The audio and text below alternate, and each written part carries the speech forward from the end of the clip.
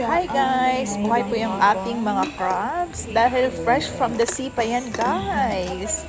Galing kasi kami sa Tondaligan Beach at merong bangka na dumating. At yung kuha nila ay puro crabs lang, walang isda. Ay meron pala yung malalaking isda na sobrang laki naman pero dalawa lang. So, yan lang yung nabili namin.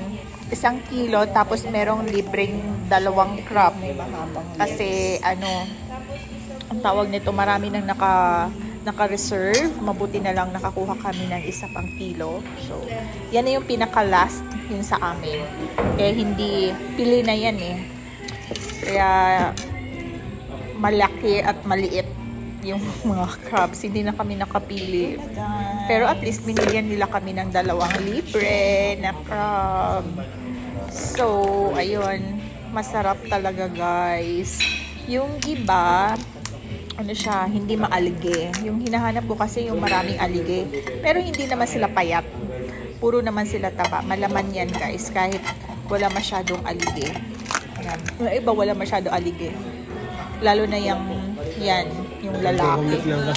Yan, sa sister-in-law ko. Jackpot siya. Masarap yung alige.